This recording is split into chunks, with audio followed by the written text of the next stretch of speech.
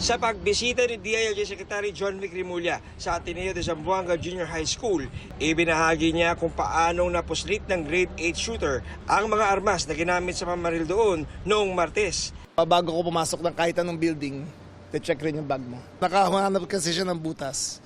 Pagpapasok sa normal gates ng Ateneo, binubuksan yung gate niya. Pumasok siya sa emergency exit. Ayon kay Rimulya, alam ng 14 anyos na shooter na inaalis ang lock ng emergency exit kapag oras ng eskwela, kaya doon siya dumiretso. Imbis na dumaan dito sa main entrance kung saan mayroong mga gwardya na nagsasagawa ng bag inspection sa mga pumapasok na estudyante, ay pumasok daw itong grade 8 shooter dito sa bahaging ito, nitong pababang lugar na nagsisilbing isang emergency exit din daw.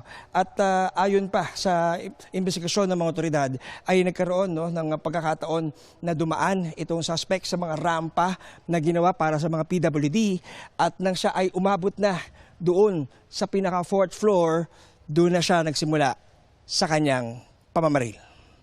Ayon kay Rimulya, wala umanong kinalaman sa bullying ang pamamaril. Walaan niyang nakaaway, nakaskwela o faculty ang shooter. Ang grade 10 na nasawi sa insidente, hindi rin daw kilala ng namaril.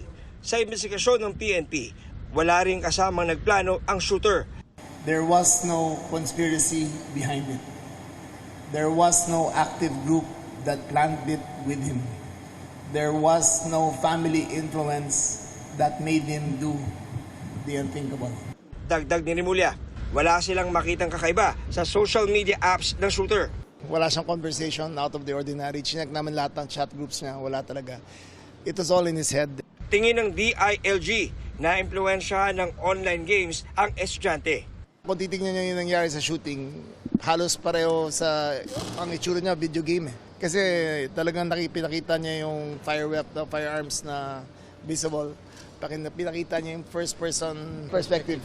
Dahil dito, isinusulong ngayon ni Rimulya ang total ban sa Roblox na anya ay may link sa dark web. Whether the country should ban these apps, these first-person shooter games, which desensitizes young men and women to thinking that violence is normal. Sinusubukan namin kunin ang panig ng Roblox. Pero dati nang sinabi ng Roblox na meron silang pinatutupad na iba't ibang layers of protection kabilang ang mga grupong nag-check ng anumang panganib. Ayon sa PNP, hawak na nila ang cellphone at laptop ng namaril na estudyante sa pahintulot ng pamilya nito. Patuloy ang kanilang digital forensic examination sa gadgets ng shooter para makita ang digital footprints ng kanyang mga aktibidad online. Pero sa pagdinig ng Senado, sinabi ng Cybercrime Investigation and Coordinating Center na hinihintay pa nila ang cyber warrant mula sa korte para mas mabusisi at makakalap pa ng digital evidence sa gadgets ng shooter. Nila, karaniwang inaabot ng 2 buwan ang paglabas ng cyber warrant ng korte. Kabilang din sa tinalakay sa Senado ang detalye ng pamamaril. Ang shooter naabutan pa umanong buhay ng mga responding police. They are shouting to drop the gun. Pero yung CICL, victim shooter natin, ay umakyat po ng 5th floor at doon po niya binaril yung sarili niya. So na-witnessan po ng mga police responder natin yan. Sa ngayon, may 2 estudyante pang nasa ospital dahil sa insidente. Isa pong nadaplisan ng bala, female po siya, 15 years old. At nasa hospital po siya ngayon. Stable naman po ang kanyang kondisyon. At yung isa po ay nahimatay lang po na bata. Kinwestiyon ni Committee Chair Risa Ontiveros sa CICC, bakit tumagal ng 14 na minuto bago na take down ang live stream ng pamamaril? We had visibility around mga 5 minutes. Tapos nireport na ho kagad natin to sa mga platforms para i-take down ho. Pero again, maybe hindi ba pwedeng kayo na mismo mag-take down? that's the problem, Madam Chair. First is the jurisdiction. We don't have jurisdiction over these platforms. Puna naman ni Senator Erwin Tulfo, bigo ang paaralan sa nangyari dahil naipasok umano kasi ng estudyante ang mga baril dahil nakasasakyan itong pumasok at di dumaan sa security inspection. The reason why I said failed because yung sa school, given na po yung sa security, may lapses po sila. Ayon sa Executive Assistant to the President at Legal Advisor ng Ateneo de Zamboanga, kasabay ng shooter sa sasakyan ang kanyang kapatid na babae.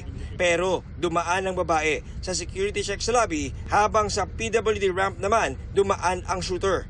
Isang entry gate at isang exit gate at isang ramp.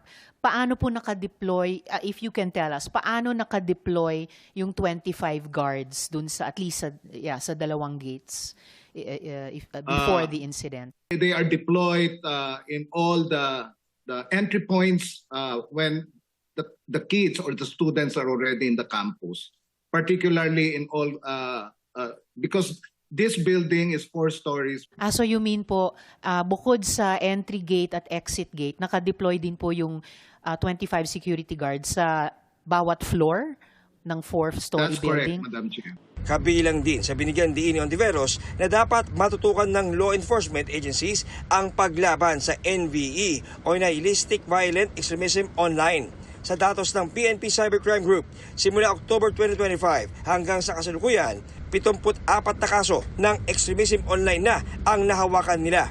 Dito, nasagip nila ang 42 menor de edad.